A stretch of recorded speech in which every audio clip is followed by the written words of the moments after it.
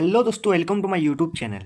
तो दोस्तों, इस वीडियो में हम लोग क्या देखेंगे, क्लास 10th के जो एसएसटी यानी कि सोशल साइंस है यानी कि सामाजिक विज्ञान है, उसके कुछ वेरी वेरी इंपॉर्टेंट ऑब्जेक्टिव यानी कि एमसीक्यू क्वेश्चंस को देखेंगे, जो कि आपके नेक्स्ट एग्जाम यानी कि जो 7 फरवरी को होने वाला है सामाजिक विज्ञान का एग्जाम, उसके लिए बहुत ही ज़्यादा इंपॉर्टेंट है। इसलिए आप लोग वीडियो को लास्ट तक जरूर देखिए और इन सभी क्वेश्चंस को जरूर से जरूर कर ले। ये वैसे क्वेश्चंस हैं जो कि आपको एग्जाम में डायरेक्ट देखने को मिल सकता है, इसलिए आप लोग इस क्वेश्चंस को जरूर से जरूर कर लीजिए। ये इंपॉर्टेंट ऑब्जेक्टिव क्वेश्चंस है, जितने भी ऑब्जेक्टिव क्वेश्चन इसमें हम कराएंगे ये सभी इंपॉर्टेंट ऑब्जेक्टिव क्वेश्चंस है। तो 7 फरवरी के लिए आप लोग रेडी हो जाइए, क्योंकि आप लोगों के लिए अच्छा अच्छा वीडियो आने वाला है। इसलिए अगर आप लोग चैनल को सब्सक्राइब नहीं किए हैं तो अभी जरूर से जरूर सब्सक्राइब कर ले और वीडियो को एक लाइक जरूर कर दीजिए। और नेक्स्ट कौन सा चैप्टर का ऑब्जेक्टिव क्वेश्चन चाहिए तो कमेंट जरूर कर दीजिए। तो चलिए, क्लास 10th के सोशल साइंस यानी कि सामाजिक विज्ञान के ऑब्जेक्टिव क्वेश्चंस को देखेंगे, जो कि 7 फरवरी को आपको एग्जाम में देखने को मिल सकता है। तो देखिए, आप लोग क्वेश्चन नंबर पर मत जाइए, क्योंकि नंबर जो है वो गड़बड़ दिया गया है, उल्टा पुल्टा नंबर दिया गया है। इसलिए आप लोग सिर्फ क्वेश्चंस को देखिए और उसके आंसर को देखिए।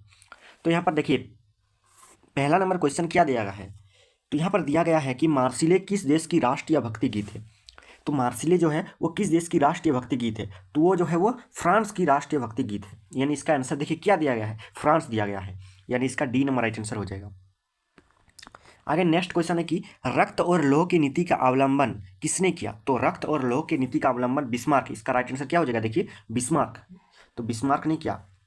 आगे नेक्स्ट क्वेश्चन है कि फ्रांस की क्रांति का अग्रदूत किसे कहा जाता है। तो फ्रांस की क्रांति का अग्रदूत जो है वो रूसो को कहा जाता है, यानी इसका राइट आंसर देखिए क्या दिया गया है, रूसो दिया गया है। आगे नेक्स्ट क्वेश्चन है कि यंग इटली और यंग यूरोप नामक दो भूमिगत संगठनों की स्थापना किसने की। तो ये जो यंग इटली और यंग यूरोप की जो स्थापना है वो किसने की है, ये हम लोग को बताना है। तो किसने की है, तो इसका आंसर देखिए क्या दिया गया है, डी नंबर दिया गया है, यानी किसने किया है, यानी मेजिनिक ने किया है। आगे नेक्स्ट क्वेश्चन है कि वियना की संधि कब हुई थी। तो वियना की जो संधि वो कब हुई थी, तो इसका राइट आंसर देखते हैं क्या दिया गया है, सी नंबर, यानी कि 1815 में, यानी वियना की संधि 1815 में हुई थी। आगे 23 नंबर क्वेश्चन है कि जब फ्रांस छिपता है तो बाकी यूरोप को सर्दी जुकाम हो जाता है, यह किसका कथन है। तो ये जो कथन है वो किसका है, ये कथन क्या दिया गया है, आंसर मेटरनिक दिया गया है, यानी इसका बी नंबर राइट आंसर हो जाएगा मेटरनिक। आगे नेक्स्ट क्वेश्चन है कि काबुल को राजा विक्टर इमैनुएल द्वितीय ने किस पद पर नियुक्त किया था। तो किस पद पर नियुक्त किया था, तो प्रधानमंत्री के पद पर, यानी इसका डी नंबर राइट आंसर हो जाएगा। आगे देखिए नेक्स्ट क्वेश्चन है कि गांधी जी ने सविनय अवज्ञा आंदोलन का आरंभ किस कार्य से किया। तो उसने जो सविनय अवज्ञा आंदोलन है वो उसका आरंभ जो किया था वो किस कार्य से किया था।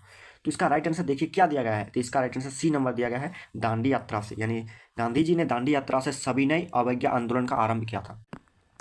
आगे नेक्स्ट क्वेश्चन है कि राजनीतिक गतिविधियों को कुचलने और बिना मुकदमा चलाए जेल में बंद रखने का प्रावधान किस एक्ट में था।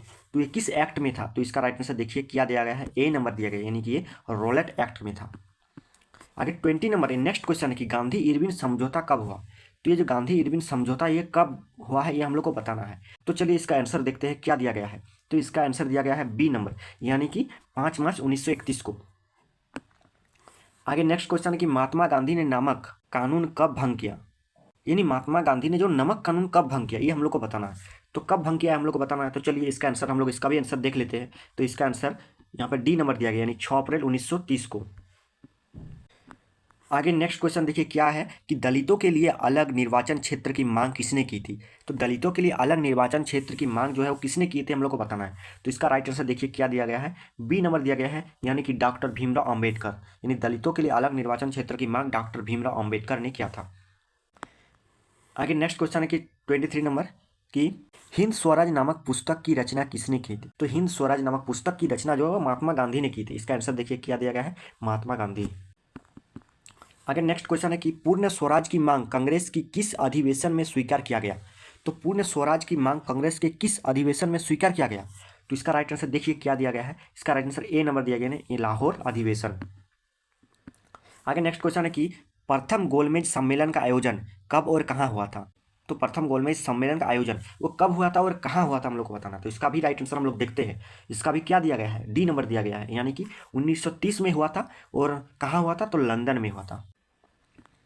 आगे नेक्स्ट क्वेश्चन है कि आंध्र प्रदेश की गुडेम पहाड़ियों में आदिवासी किसानों के विद्रोह का नेतृत्व किसने किया। तो ये किसने किया हम लोग को देखना है। तो चलिए देखते हैं, बी नंबर है, यानी कि अल्लूरी सीताराम राजू। आगे फिर नेक्स्ट क्वेश्चन को देखिए, नंबर को मत देखिए, सिर्फ क्वेश्चन को देखिए कि कॉर्न कानून किस देश में पारित किया गया था। तो कॉर्न कानून जो किस देश में पारित किया गया था, तो ये है डी नंबर, यानी कि ब्रिटेन में।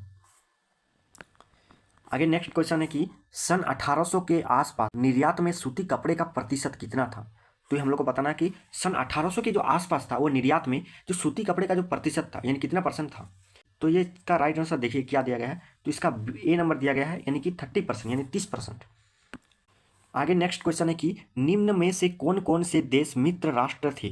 तो इनमें से कौन कौन जो देश है वो मित्र राष्ट्र थे हम लोग को बताना है। तो इसका भी आंसर चलिए देखते हैं, इसका आंसर क्या दिया गया है, ए नंबर यानी कि ब्रिटेन, फ्रांस, रूस जो कि देश मित्र राष्ट्र थे। आगे नेक्स्ट क्वेश्चन है कि भारत में केनाल कॉलोनी किस प्रांत में बनाई गई। तो भारत में केनाल कॉलोनी किस प्रांत में बनाई गई, तो ये है बी नंबर पंजाब।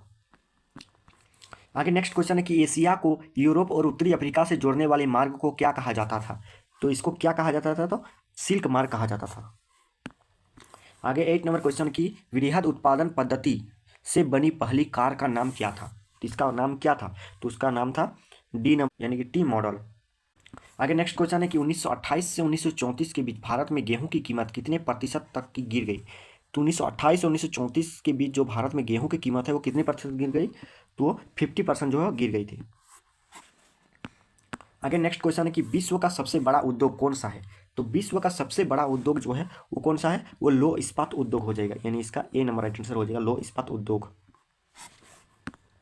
आगे नेक्स्ट क्वेश्चन है कि बम्बई में पहली कपड़ा मिल कब स्थापित हुई। तो बम्बई में जो है पहली कपड़ा मिल कब स्थापित हुई, तो 1854 में हुई, यानी 1854 इसका राइट आंसर बी नंबर।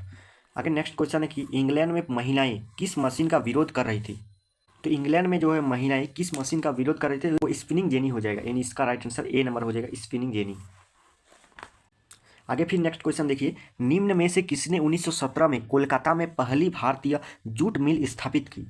तो किसने की थी स्थापित 1917 में कोलकाता में, जो कि पहली भारतीय जूट मिल। तो इसका राइट आंसर चलिए देखते हैं क्या दिया गया है, बी नंबर यानी कि सेठ हुकुमचंद। आगे चलिए नेक्स्ट क्वेश्चन देखिए क्या दिया गया है कि इंग्लैंड का कौन सा शहर फिनिशिंग सेंटर के रूप में विकसित हुआ। तो कौन सा शहर जो है फिनिशिंग सेंटर के रूप में विकसित हुआ, तो लंदन हो जाएगा, ए नंबर राइट आंसर।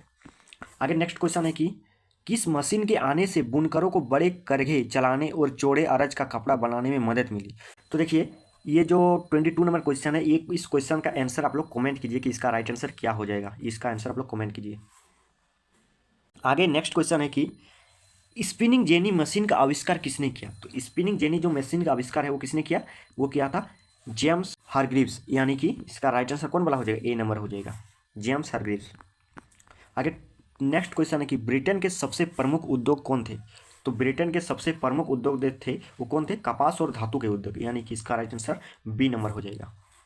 आगे नेक्स्ट क्वेश्चन है कि भारत का पहला लौह एवं इस्पात संयंत्र स्थापित किया गया। तो भारत का पहला लौह एवं इस्पात संयंत्र स्थापित कहाँ किया गया, कोलकाता में, मद्रास में, मुंबई में या जमशेदपुर में। तो इसका राइट आंसर चलिए देखते हैं क्या होगा, इसका डी नंबर हो जाएगा, यानी कि जमशेदपुर। आगे नेक्स्ट क्वेश्चन है कि निम्नलिखित में से किस स्थान पर 1874 में पहली कताई और बुनाई मिल खुली थी। तो इसका राइट आंसर क्या हो जाएगा, इसका बी नंबर राइट आंसर हो जाएगा मद्रास। आगे फिर नेक्स्ट क्वेश्चन देखिए क्या दिया गया है कि निम्नलिखित में से कौन से भारत के पूर्व औपनिवेशिक बंदरगाह थे। तो इनमें से कौन जो है भारत के पूर्व औपनिवेशिक बंदरगाह थे। तो इसका राइट आंसर चलिए देखते हैं क्या है, सूरत और मछलीपट्टनम, यानी कि इसका राइट आंसर ए नंबर हो जाएगा। आगे लास्ट क्वेश्चन है कि निम्न में से कौन नए युग का प्रतीक था। तो इनमें से कौन जो है नई युग का प्रतीक था, इसका राइट आंसर कौन वाला हो जाएगा, चलिए देखते हैं इसका राइट आंसर सी नंबर हो जाएगा कपास। तो ये रहा कुछ very very important objective question class 10th के सोशल साइंस से रिलेटेड, जो कि 7 फरवरी में आप लोगों के लिए बहुत ही ज़्यादा हेल्पफुल हो सकता है। इसलिए आप लोग अगर चैनल पर नए आए तो चैनल को जरूर से जरूर सब्सक्राइब कर ली। तो चलिए मिलते हैं नेक्स्ट वीडियो में, तब तक के लिए जय हिंद, वंदे मातरम, थैंक यू।